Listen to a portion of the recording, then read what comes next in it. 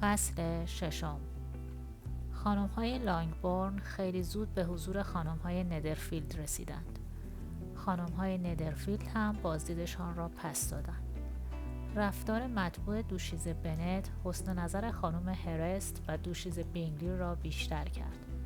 البته مادرش را غیر قابل تحمل می‌دیدند و خواهران کوچکتر را هم در حد و شأن همصحبتی نمی‌دانستند. اما به دو خواهر فهماندند که بدشان نمی‌آید با آنها بیشتر آشنا شوند. جین از این توجه و عنایت خیلی خوشحال شد، اما الیزابت هنوز در رفتار آنها با دیگران، حتی با خواهرش، نوعی تکبر می‌دید و به خاطر همین از آنها خوشش نمی‌آمد. البته لطف و محبتشان در حق جین فی نفسه ارزش داشت، چون به احتمال خیلی زیاد از تعریف و تمجیدهای برادرشان ناشی می‌شد.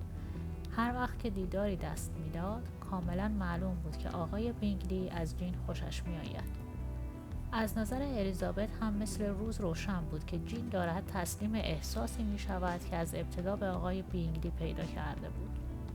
بعید نبود که عاشق بیقرار او بشود، اما با خوشحالی فهمید که بعید است همه عالم آدم باخبر شود، چون جین با تمام احساسی که داشت در عین حال متانت و احتیاط را در رفتار بانشات همیشگیش مراعات می‌کرد و همین باعث می‌شد که کسی او را گستاخ و بی‌ادب نداند.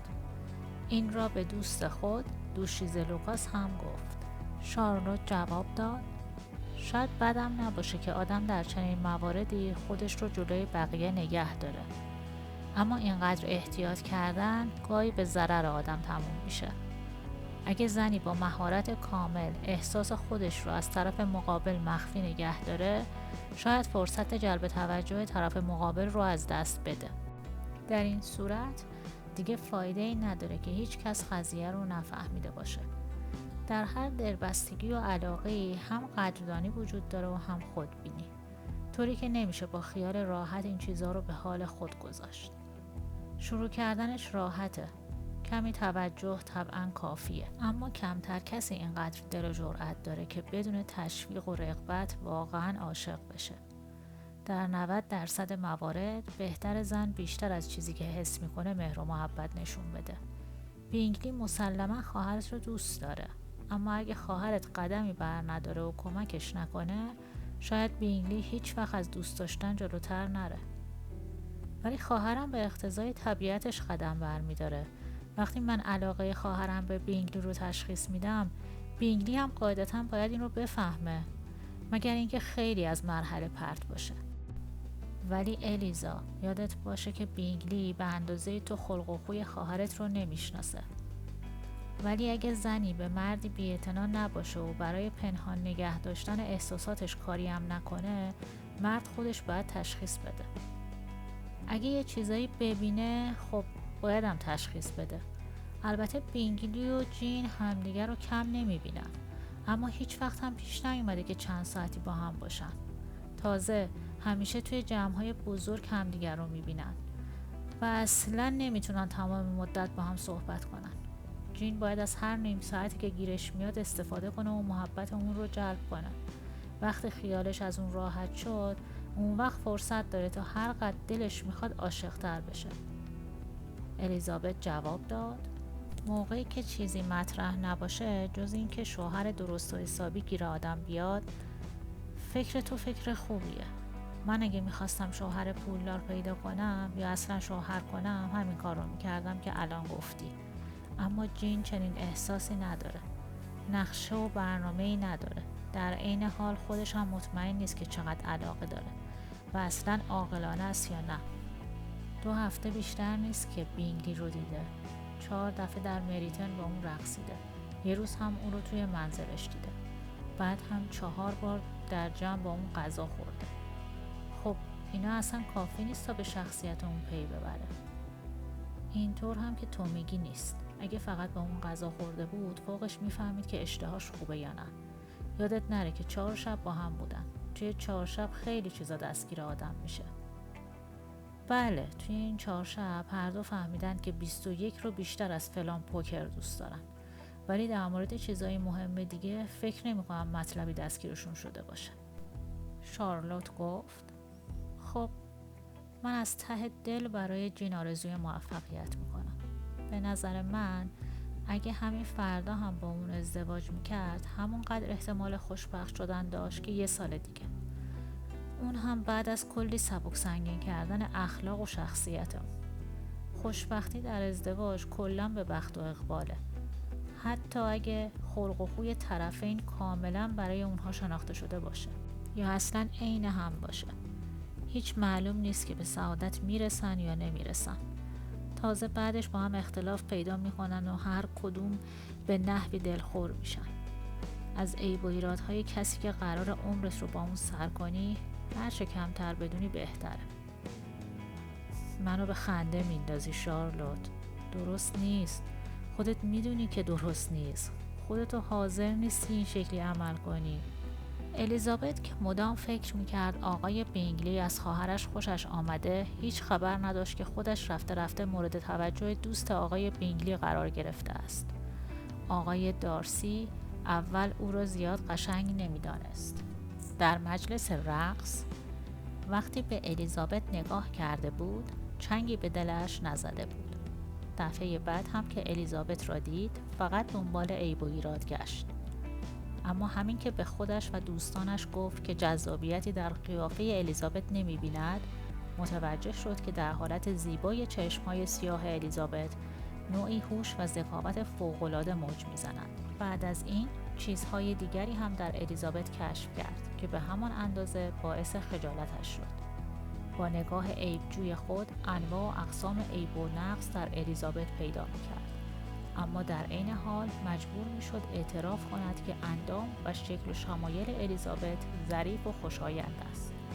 با اینکه میگفت رفتارهای الیزابت با دنیای بابروز فاصله دارد، از نشاط و بازیگوشی بی تکلف او خوشش می آمد.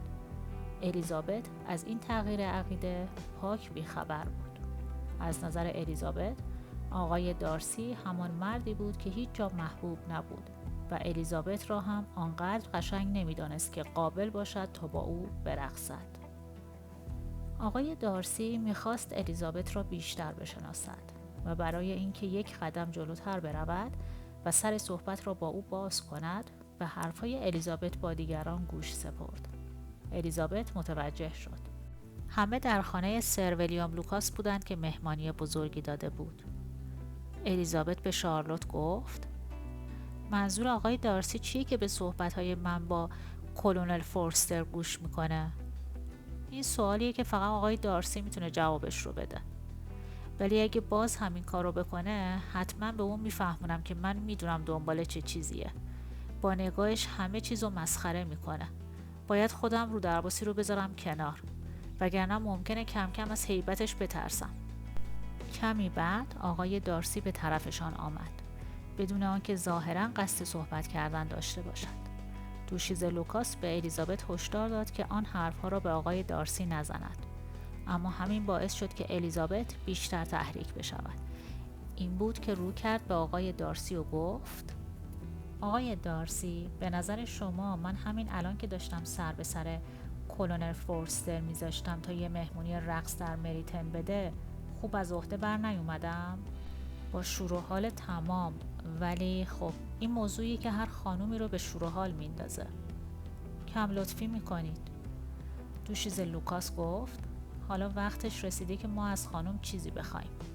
من میرم در ساز رو باز میکنم. بعدش هم که خودت بهتر میدونی. تو هم در عالم دوستی کارهای عجیب میکنی. همیشه از من میخوای جلوی هر کس و ناکس پیانو بزنم و آواز بخونم. اگه دل و دماغ پوز دادن با موسیقی رو داشتم این تقاضای تو خیلی هم خوب بود، اما الان دلم نمیخواد مقابل کسی پشت پیانو بشینم که عادت کرده هنرنمایی بهترین خواننده ها و نوازنده ها رو ببینه. اما بعد از اینکه دوشیز لوکاس اصرار کرد گفت بسیار خوب، اگه اصرار داری باشه. بعد نگاهی تندی به آقای دارسی انداخت و گفت یه ضرب المثل جالب قدیمی هست که البته این جامعه همه با اون آشنایی دارن. نفست رو بگیر تا بتونی آشت رو فوت کنی. من هم نفسم رو نگه میدارم تا آوازم صدا بده. اجرای الیزابت دلنشین بود، هرچند که بی‌نقص نبود. بعد از یکی دو آواز و قبل از اینکه به اصرار چند نفر تن بدهد که می‌افتند دوباره و دوباره آواز بخواند، الیزابت با کمال میل جای خود را پشت پیانو به مری داد که تنها دختر غیر خوشگل خانواده بود و به همین علت هم خیلی زحمت کشیده بود تا فضل و کمالاتی پیدا کند. همیشه هم برای هنرنمایی بی‌تابی می‌کرد. مری نه استعداد داشت و نه ذوق و سلیقه. با اینکه برای خودنمایی خیلی زحمت کشیده بود، در عین حال حالت پرتکلف و رفتار متظاهرانه‌ای داشت که نمی‌گذاشت به مهارتی بالاتر از حد فعلیش برسد. الیزابت بی تکلف و صمیمی بود و با اینکه اصلاً به خوبی مری اجرا نمی‌کرد، همه از هنرنمایی او بیشتر لذت می‌بردند. مری بعد از یک اجرای طولانی به اصرار خواهرهای کوچکترش چند آواز اسکاتلندی و ایرلندی را هم با کمال میل اجرا کرد و تمجید و تشویق خواهرها را برانگیخت که با شوق و ذوق همراه چند تا از لوکاس‌ها و 2-3 تا افسر به عده‌ای که در انتهای سالن می‌رقصیدند ملحق شدند. آقای دارسی ساکت نزدیک آنها ایستاده بود و آزرده بود از اینکه شب به آن ترتیب سپری می شود. خودش در هیچ گفتگویی شرکت نمی کرد. آنقدر توی خودش بود که نفهمید سر ویلیام لوکاس آمده کنارش ایستاده، تا اینکه سر ویلیام سر صحبت را اینطور باز کرد: چه خوب که به جوونا اینطور خوش میگذره آقای دارسی. واقعا هیچ چیز جای رقص رو نمیگیره. به نظرم یکی از بهترین تفریحات محافل سطح بالاه. بله آقا، در عین حال این حس رو هم داره که در محافل سطح پایین هم رواج داره. هر کس و ناکسی میتونه برقصه. سر ویلیام فقط لبخند زد. بعد از مکس دید که بینگلی هم به جمع ملحق شده است و ادامه داد: دوست شما قشنگ میرقصه. شک ندارم که شما هم خبره اید آقای دارسی. آقا، به نظرم شما رقص منو در مریتن دیدید. بله البته، و کلی هم محسوس شدم. به سنت جیمز هم میرید برقصید؟ هیچ وقت آقا.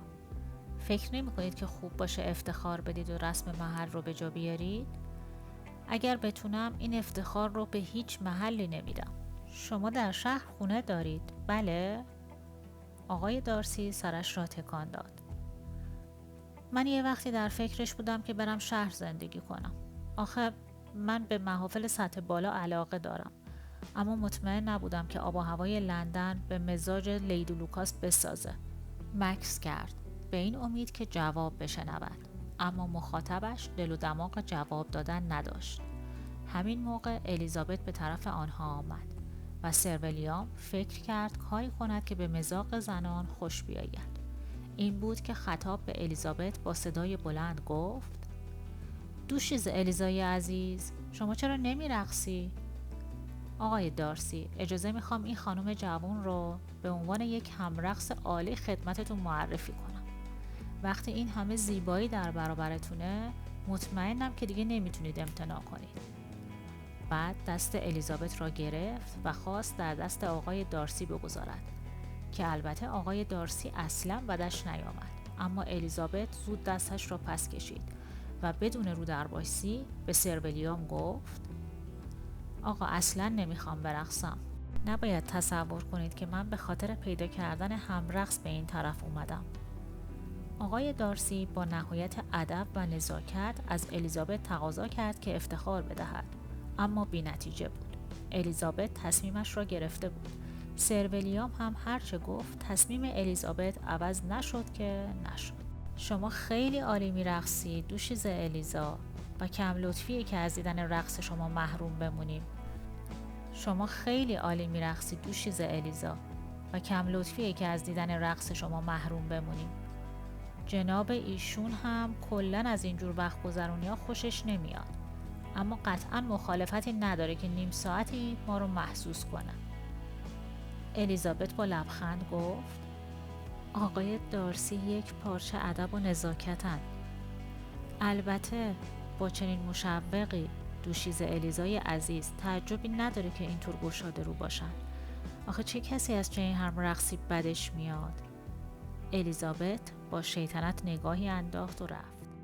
امتناع الیزابت به هیچ وجه آقای دارسی را ناراحت نکرده بود و وقتی دوشیزه بینگلی به طرفش آمد تا حرف بزند، آقای دارسی داشت با نوعی رضایت به الیزابت فکر میکرد. دوشیزه بینگلی گفت: میتونم حدس بزنم که چرا اینقدر به فکر فرو رفته ای. از کجا میدونی؟ داری فکر میکنی چقدر غیر قابل تحمله که همه شب رو اینطوری میگذرونی در چنین محافلی. راستش منم با شما هم عقیده‌ام. هیچ وقت اینقدر کلافه نشده بودم. کسالت‌بار و در عین حال پر سر و صداست. هیچی نیستن، اما همه این آدما خودشون رو مهم میدونن. حاضرم همه انتقادهای تند و تیز شما رو بشنوم. مطمئن باشین که اشتباه حدس زدین. ذهنم متوجه چیزهای بهتری بود. داشتم فکر میکردم یه جفت چشم قشنگ در قیافه یه زن زیبا چه لذت خوبی به آدم میده. دوشیزه بینگلی تند نگاهش را به قیافه آقای دارسی دوخت و از او خواست بگوید کدام خانم افتخار پیدا کرده تا چنین افکاری را در سر او بیدار کند. آقای دارسی با جسارت تمام جواب داد: دوشیزه الیزابت بنت. دوشیزه بینگلی تکرار کرد: دوشیزه الیزابت بنت؟ و ادامه داد: حیرت آوره. چند وقته که مورد توجه شماست؟ بگید چه وقت باید برای شما آرزوی شادکامی بکنم؟ دقیقاً همون چیزی رو پرسیدی که انتظار داشتم. فکر خانم ها تند پرواز میکنه. از تعریف و تمجید میپره به عشق و زود از ازدواج سر در میاره. میدونستم که زود برام آرزوی شادکامی میکنید. بله، حالا که اینقدر جدی گرفتین باید قضیه رو تموم شده فرض کنم. مادرزن معرکه‌ای دارید که همیشه به پمپرلی پیش شما خواهد اومد. دوشیزه بینگلی به همین ترتیب و با همین حرفها وقت گذراند، اما آقای دارسی خیلی بی‌اعتنا به حرفهای او گوش میداد. چون قیافه آقای دارسی کاملا آرام و خونسرد بود، دوشیزه بینگلی خیالش راحت شد که همه چیز امن و امان است و همچنان در کلام بارید.